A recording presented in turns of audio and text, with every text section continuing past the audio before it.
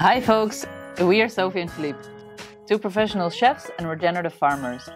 Currently we're setting up our second regenerative farm in central Portugal, where we grow food for our local community and share our knowledge both on the land and in the kitchen. On this channel we take you along on the farm's development and we show you how we grow, cook and preserve nutrient-dense, regeneratively grown, delicious food. In a time where the food we're eating is literally killing us, the most powerful and impactful action one could take is to consume nutrient-dense, regeneratively grown, clean food.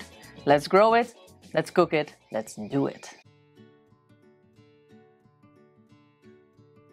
In today's episode, we're visiting yet another farm, because if you've been watching our channel, you'll know by now that we were on a farm tour visiting regenerative projects all across Portugal.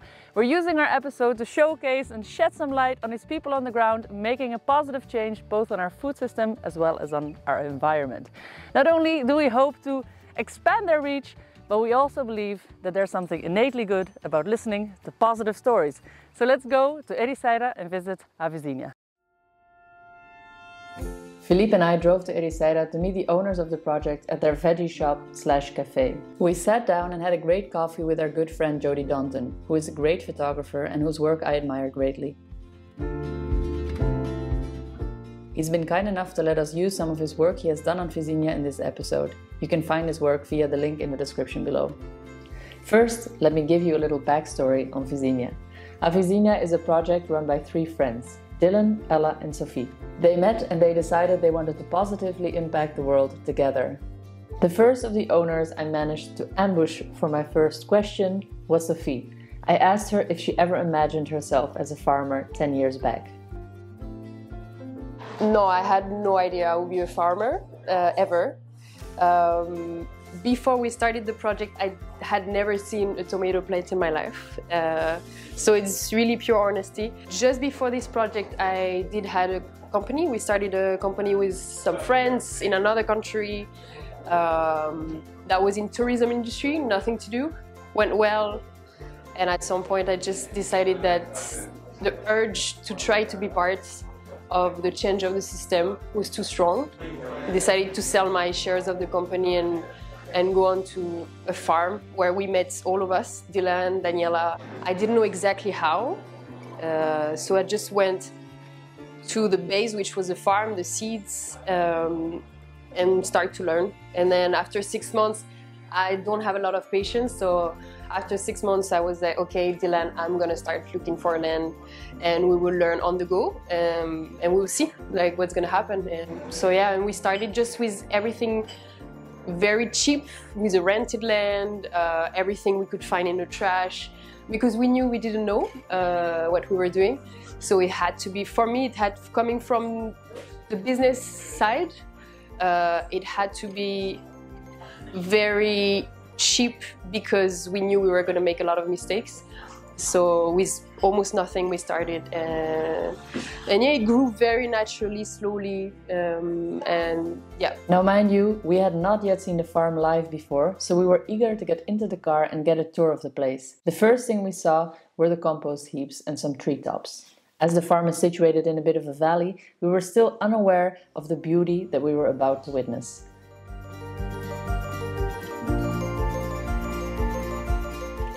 As the drone went up in the sky, it revealed a beautiful amphitheater of garden beds laid out between diverse tree lines.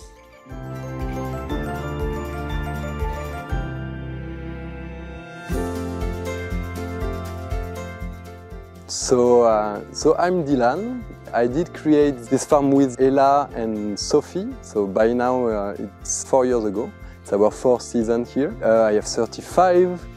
Ella is 37 years old, and Sophie is will be 33. And basically we come from different backgrounds completely. Sophie, she had a tourism company before that she dropped and started farming. And Ella, she is a theater and dance teacher originally. I have been a gardener just 10 years ago, and I slowly raised up to from a small garden to a big garden to a community garden and different social projects around gardening.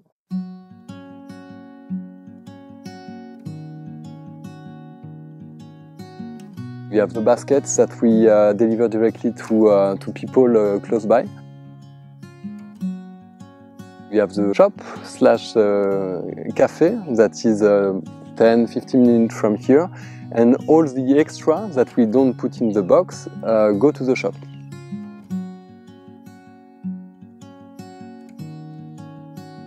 The idea of the shop is this, is like to be kind of a central point for local farmers around, organic, certified or not, with the agreement that they don't use any chemicals on their production, but also it's a social place, and we want it to be a place where you can hang out for all the people that are living here.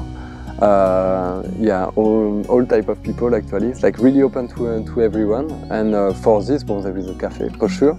And we do cultural events once every 2 weeks. It's a cafe, it's not a party place. So we do it from time to time only, around music mainly.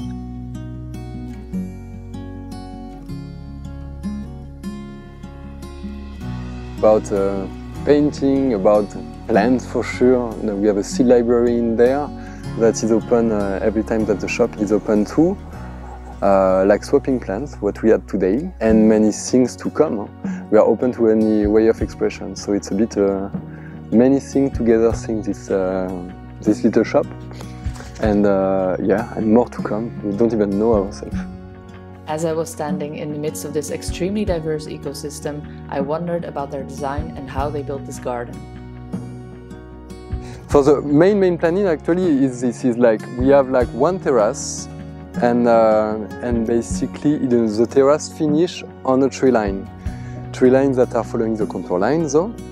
And so we have one cultivated space type market gardening, and one tree line that is basically diverse, with a part productive and a part productive into biomass, and a part like feeding the ecosystem, especially with nitrogen fixer. And after it goes like this: tree line, cultivated spot, tree line, cultivated spot, tree line, and so on. Having built up multiple farms from scratch, we know how hard the work is. So our next question was, how long did it take you to get all these terraces up and all the beds on contour? Did you have to do a lot of earthworks for this? Yeah, so we basically, when we started here, it was just as you can see it now, but with absolutely no structure. So it was just an incline, a slope like this. And we didn't start with a lot of resources. And so we did everything by hand, and that was the first thing that we did when we started. Covered by a grass that is called scalrash, which is a couch grass, I think in English, which is an invasive species. So we pass with a tractor once, we pull all the roots out by hand, and the second time, and again, and the third time, and again, and the fourth time, we did structure the land with a traditional tool, inshada, respecting the contour lines that you can see a bit by now. Yeah, I'm not sure that I will do it as much by hand when we will do it in the future. Yes, because you're actually leaving here, this beautiful place. All this hard work that you put in, you're going to start again, fresh, soon. Yeah, so that's the plan. So this is not our land. We are renting, and so this short time, let's say, is not anymore for us, and so now we are looking for land to buy to actually give a perspective to the land for a long period of time. And so that's a big draft of what will become the next one.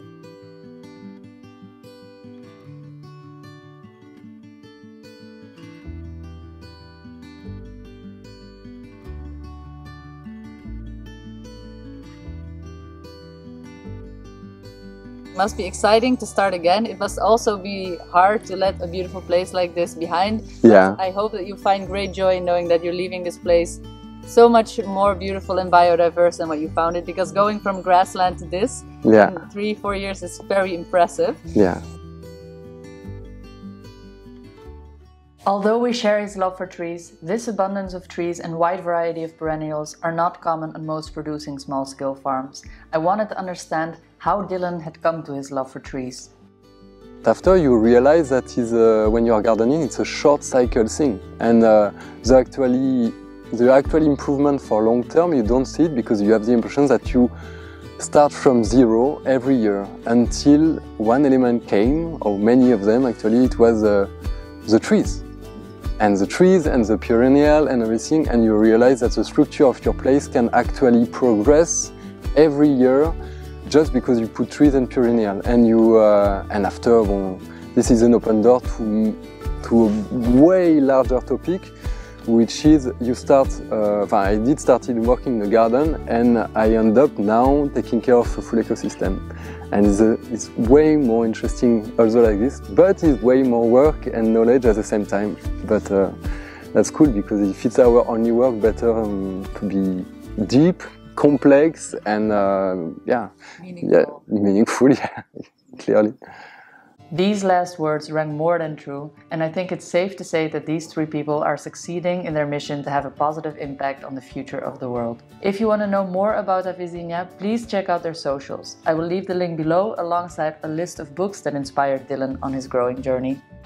Vizinha truly shows how you can have a wider implication and impact with your local regenerative farm if you diversify into hospitality and you involve other local growers. We found it truly inspiring how they brought to life their vision for a better future with the help of their local community with such enthusiasm and in a trio nonetheless, which is, I find personally, quite impressive.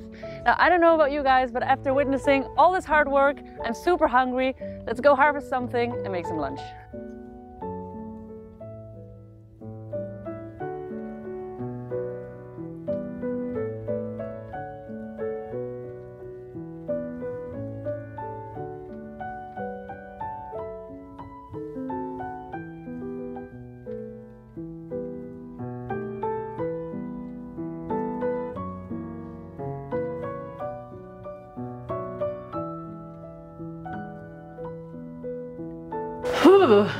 It's cold!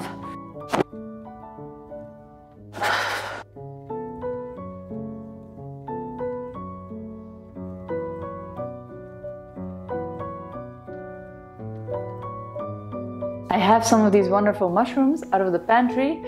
I still need to give you guys a little update on the pantry. I haven't come around to finishing it yet, all truth be told, so don't worry, I didn't forget about it, it is coming. The men are outside working on an exciting new project. After lunch I'm going to show you guys what's happening on the farm and what we've been doing. But right now what we're going to make is a delicious rice dish. And on the side of that we'll be having a lot of these veggies that I'm going to prep in a bit of an acidic kind of marinade so that we can save this dish for later, meaning that I can make a lot and then can eat it tomorrow, which is one of my favorite things to do. A good time saver. So let's get going and start cooking.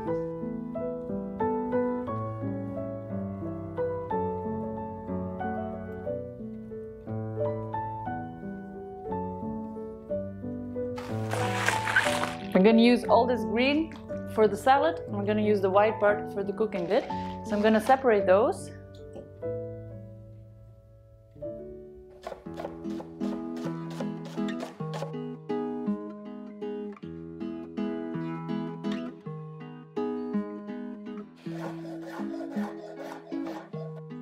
These little radish slices can go into our little salad as well. And now we're going to make a quick dressing.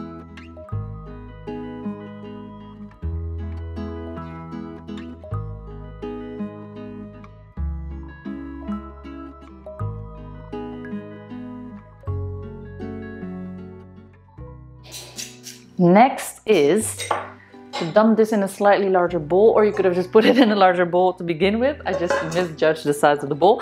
So I'm going to pop it in a slightly bigger one. Get everything in there. And then I'm going to add on the marinade. Now this doesn't have any oil. Don't put any oil as well. This is just an oilless little dressing. Then I'm going to use these two tools to massage this quite well.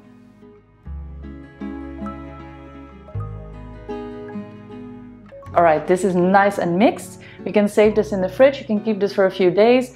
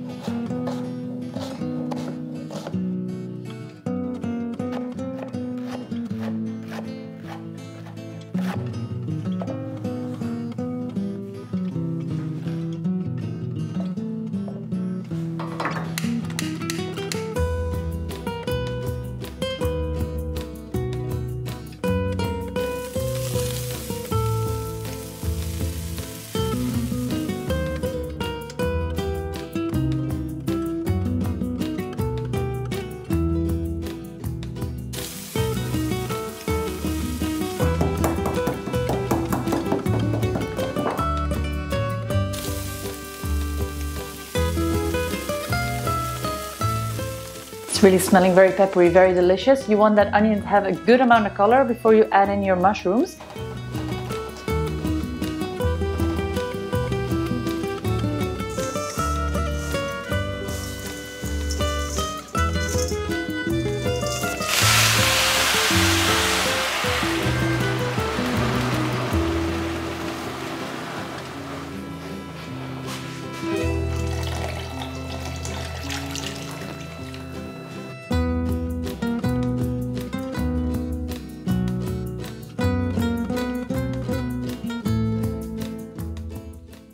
I went to the garden to pick some fresh rosemary, savory, chives, mint and dill.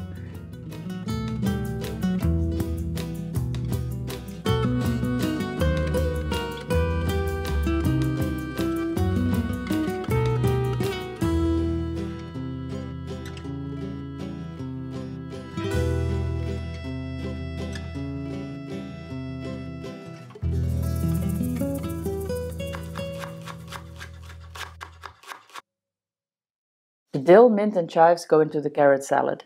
The savory and rosemary go into the rice dish to infuse the liquid. When the rice is almost cooked through, stir the whole one time, and when the liquid is gone, turn off the heat and let it rest before serving.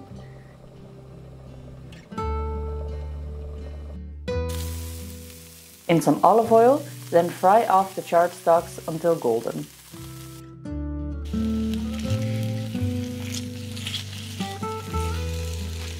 My eternal carnivore hubby and his brother asked for meat, so I'm also grilling some short rib slices on the side. This is best done in a searing hot pan, and don't forget to heavily salt the meat beforehand.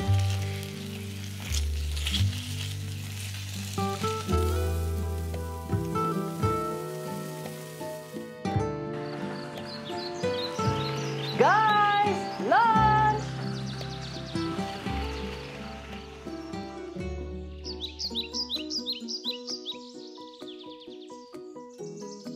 Time to serve.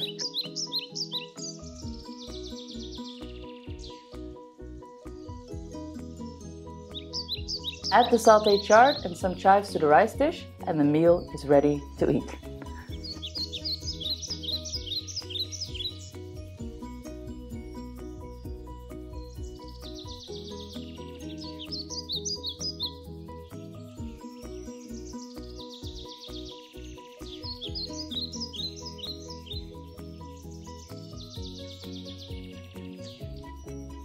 Bon appétit!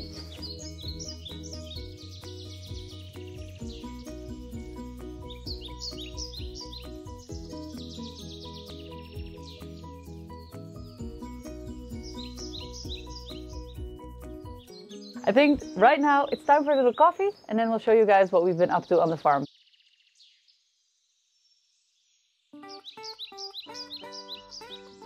Last week it was time to take down some spent crops, one of which was a sprouting purple broccoli.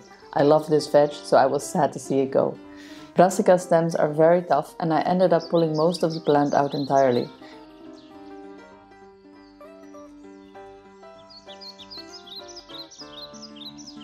Filipe mowed down an old rucola bed, which went to flower, cleared the roots with a double wheel hoe, and then raked the roots out.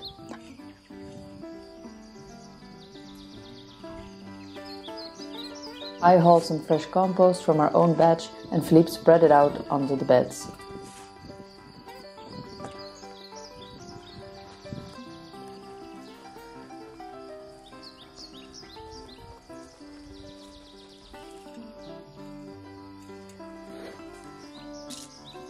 After a few hours of work, the little garden is looking tidy again. Next week I will show how all the crops are doing, but this week I have something much better to show you. Filipe called me to come down to look at the sheep. He had something to show me.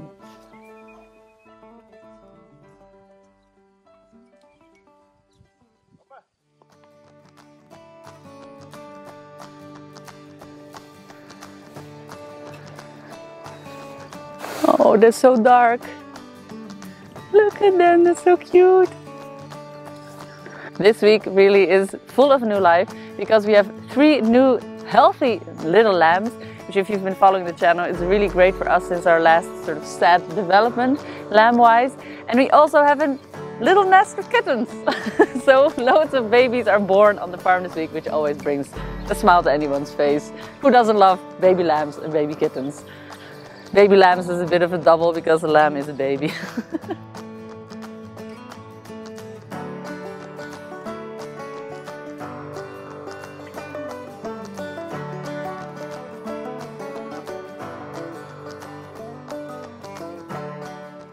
Our cat birthed 5 healthy kittens, which she did in 2 sessions with 24 hours in between, which I thought was weird, but apparently is totally normal for cats. Fun fact. You could say that this week on the farm was all about fertility, because we also decided to set up our vermicompost. Horta da Ria in Vizinha inspired us during our farm visits to set up our own worm farm. We finally put to use our old bathtubs, which we had collected from the trash this past year, which I am talking about here, but silly me forgot to turn on the microphone.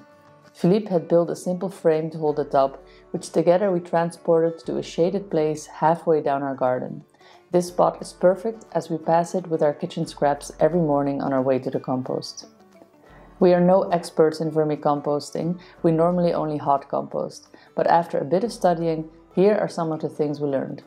When setting up a vermicompost, you should make a bedding for them out of compost, straw and carton, which should be moist but not wet. You can then add on kitchen scraps. Avoid dairy, oils and meats. Introduce your worms and cover the hole so that it doesn't dry out and that pests can't get in. Now we got our worms from Filipe's mom's compost heap in Torres, but if you're buying, you should apparently buy Ericeira foetida or Lumbricus rubellus. They are the best composting worms. It was all pretty straightforward, but nonetheless very exciting. We will harvest the tea that drips out of the tub to disperse on our beds, and of course we will keep you updated on how our new system is progressing over time. Anything more we will learn, we will share with you. If you have any experience with vermicomposting, definitely drop your tips and tricks in the comments below.